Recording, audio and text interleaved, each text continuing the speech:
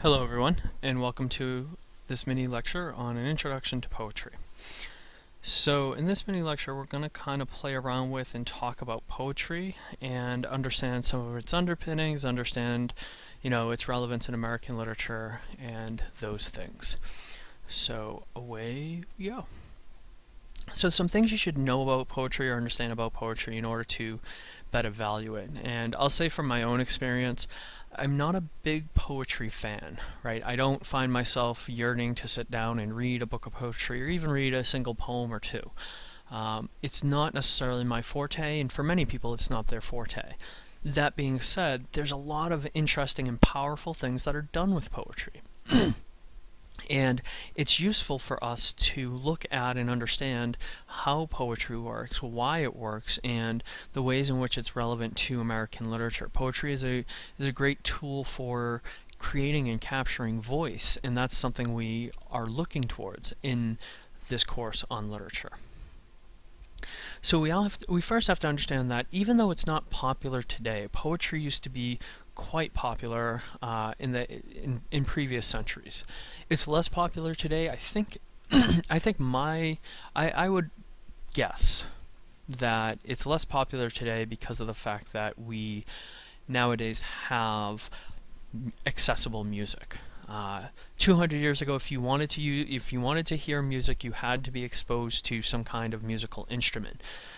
Today, if we want to hear music, we have a lot of devices to hear music. But so what was something that could help, that could be melodic and enjoyable to the ear? Well, poetry was. Memorizing, reciting poems, this was something that was done a lot, in part because it was the closest thing to music besides singing. And we have to understand that, particularly within American literature, there's an attempt with poetry as the voice of the people or the voice for the people. That is, there's a big tie with poetry and the people, and by the people I mean masses of people. We'll talk about how Walt Whitman really tries to capture the voice of the people. But there is certainly a lot of connection between the popularity of poetry, it being a medium, or I shouldn't say a medium, but a genre that was largely for people of all different backgrounds, and trying to capture that and capture the world around it. We have to understand that the power of poetry is often not in the reading of it. Poetry, at least for much of its history, was not meant to be read, sitting down in a chair by yourself in your own head. There is performance that goes hand in hand with poetry, and this goes all the way back to the ancient epics. That reading poetry has been a tradition long held in cultures throughout the world. But in this case, when we think about poetry, especially the poems we read in this class, they're not just there to be read, they're there to be spoken. In fact, poetry is considered part of the spoken word tradition.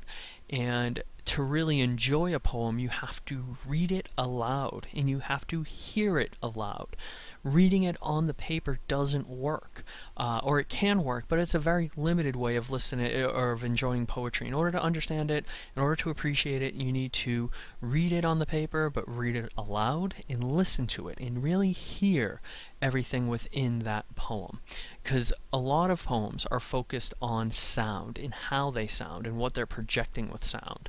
So you do want to pay attention to that. And I'll tell you, in my own experience, I'm not a fan of poetry, but I find I appreciate, understand, and can get to the gist of a poem much better when I read it aloud or when I listen to it aloud while reading the words. And that's one of the big things, is that poetry is centered on patterns of sound, right? You may have heard of iambic pentameter, which is a very popular metered sound for epic poetry, for Shakespeare, right? It's a pattern of sound that is is well known, but there are lots of different ways you can pattern sound. And when we talk about patterns of sound, we can mean, a strong and then a soft sound, a soft and a strong sound, sounds, soft, soft, hard, hard, hard, soft. You can mix around the intensity of the sound, you can mix around how words are stretched out, all of those things, but it's around patterns of sound, and that the poem's content is important, but so too is how that content sounds to the listener. We also have to recognize that there is an author of every poem, but that author isn't always the speaker of the poem, right? So be aware of that. Just like with fiction, right, you have the author of the story, but then you might have a character telling the story, right? When we read The Black Cat, nobody assumes that the I in that story is Edgar Allan Poe. Well, we have to also remember that there may be a fictional speaker telling us this poem, that it is not necessarily the author telling us this poem. And it's sometimes hard to tell, and we have to be careful about making that assumption or that leap. We also want to be aware of lines, verses, grammar, punctuation. We want to pay attention to how the author has created the poem and structured it. That structure gives us hints, gives us ideas. They're often playing with it for effect. And we generally don't want to read to the line, we want to read to the sentence if we're going to make sense of things. We want to understand the sentence in full and then go back and look at how and why the author broke that sentence up into lines. We want to be aware of how punctuation changes our pattern of speaking as well as punctuation. As I said, you want to read sentences, not lines, but you do want to go back and once you've read the sentence, understand why the sentence was broken up into those particular lines. And really what we want to understand is the expression of the poem. We want to get to how is this poem trying to move or capture me, and what is it using to do that? How is the poem reaching out to me and communicating to me? We want to get to how the poem moves the audience. So let's talk about a couple of actual qualities of poetry and what we should be looking out for and be thinking about.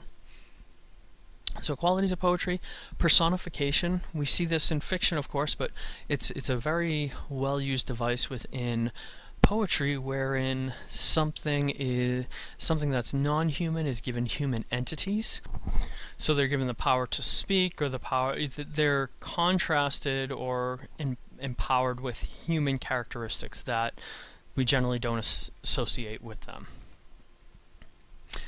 We have simile, and this is when we make a direct comparison between two things, and we use as or like. The idea is to contrast, is to say, well, life is like a box of chocolates, to quote Forrest Gump. We're making a direct comparison between the two and saying, this is like this. Now, similes are different from metaphors, because in metaphors, we don't directly say A is like B. What we do is we say A is B, right? So life is a box of chocolates. And one of the reasons this can be done is for effect. Saying something is like as opposed to saying something is focuses your attention and immediately begs, well, how is life a box of chocolates? And you therefore go into it. But we want to understand metaphor is often seen as a more powerful attempt to make a contrast, whereas a simile might be used to better frame, to connect ideas that you may not have been aware of. We have rhyming that takes place, of course. Not all poems rhyme, but some do. And again, rhyming is part of that sound, that attempt at orality and hearing, that attempt at trying to, appeal to the hearing senses. And we also know that rhyming is a good device for memorization, so it makes sense why poems have rhymed, because it's easier to remember and therefore repeat. We have onomatopoeia. So we're getting into certain sound qualities of poems. Onomatopoeia is when a sound sounds exactly what it's supposed to. So bang is onomatopoeia, and it means something that's gone bang, that's made a noise. Hiss, right? When we talk about something hissing, hissing is onomatopoeia. That's what it sounds like, hiss, right? When a snake hisses.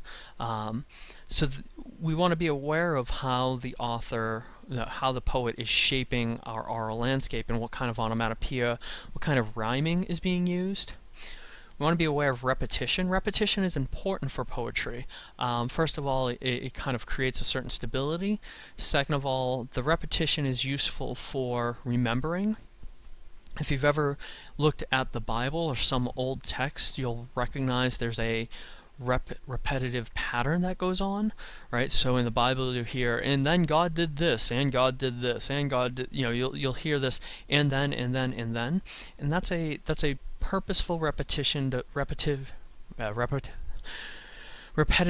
device in which it allows for people to better memorize and to better fit into the pattern and follow through with line after line.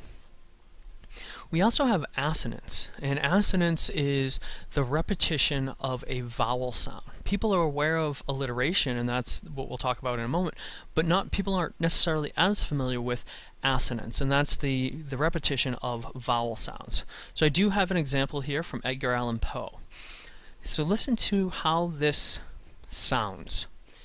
Hear the mellow wedding bells. Can you hear that? Hear the mellow wedding bells. That repetition of that E sound throughout, right? You have those particularly mellow wedding bells. So assonance is a very useful tool, and it's a very subtle tool that you're not always aware of, particularly in contrast to alliteration.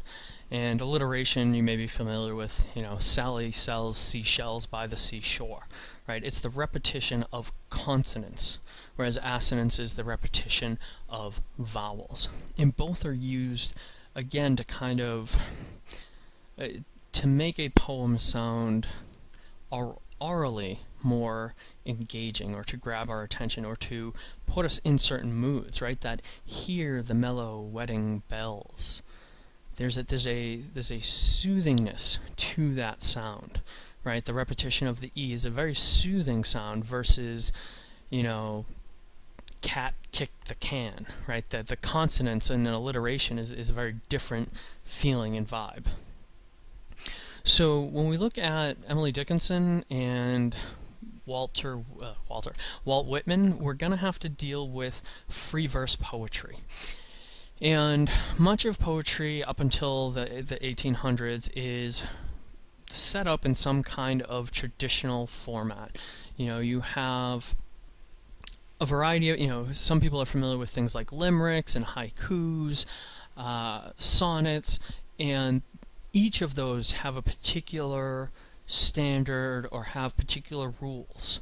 And with free verse poetry, we get into this idea of there are no rules. That's how free verse poetry has been pitched. I don't think that's entirely true. If we're talking about free verse poetry, what's happening in free verse poetry is that the authors are no longer aspiring to a particular type of poetic format, but they're saying the rules and the laws guiding this poem are embedded in the poem. They're not found elsewhere. They're not created elsewhere. They're created by the poem and wherein the poem feels the rules need to be. So some people don't see that as a significant difference from just being able to write whatever you want, but I think a lot of poets that do end up writing free verse, they are creating rules, but they're rules that are guided and limited to that poem alone, and are subject to that poem alone. And so one of the major people that do this, of course, is Walt Whitman, and of course we'll also look at Emily Dickinson, but these are the two of the major people that start to change our understanding of poetry and move into this idea of free verse. Alright, so what else do we need to know?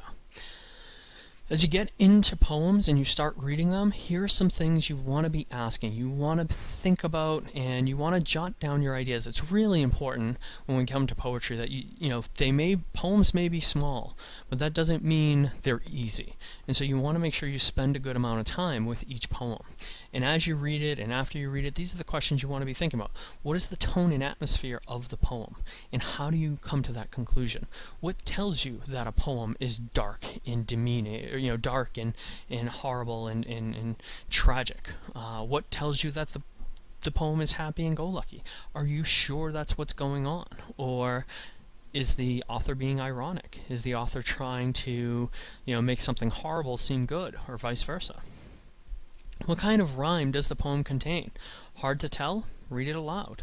What kind of rhythm does the poem contain? If it's hard to tell, you should be reading it aloud. I would say regardless, you should be reading it aloud. You want to hear the rhythm of the words, because there will be time and again rhythm within the words. And that doesn't mean it's rhyming, but that there is some pattern of orality present in the poem. What is the poem trying to communicate, and what phrases or elements of that poem tell you that? Right? So you're trying to think of what is the gist of the poem, but how can I prove that with what's in the poem? You can't just say, oh, this poem is about death, but then not be able to speak to specific things that invoke death or symbolize death. How does the title, if there is one, relate to the poem? Some poems have titles and they give you lots of insight as to what it is. Thanatopsis will be one of them that we read by William Cullen Bryant. However, almost all of Emily Dickinson's poems are without titles. So how do we make sense of them? Titles can give us a really good understanding of what the work is about. What are definite symbols within the poem? What might be symbols within the poem? What do these symbols represent? So again, we're playing with symbolism. We're trying to understand what's behind the symbols that are present, what's behind these ideas. How do we find a symbol and hold on to it and prove that it's the symbol we're talking about? And then where have you seen the ideas present in this poem in other readings from this course? How can you connect what you see in this poetry to anything that we've covered this far? We've waited until now to tackle poetry. It is among the literary genres we're looking at probably the hardest for us to deal with, which is why we're doing it. We've saved it to last. We've kind of built up our skills to this point.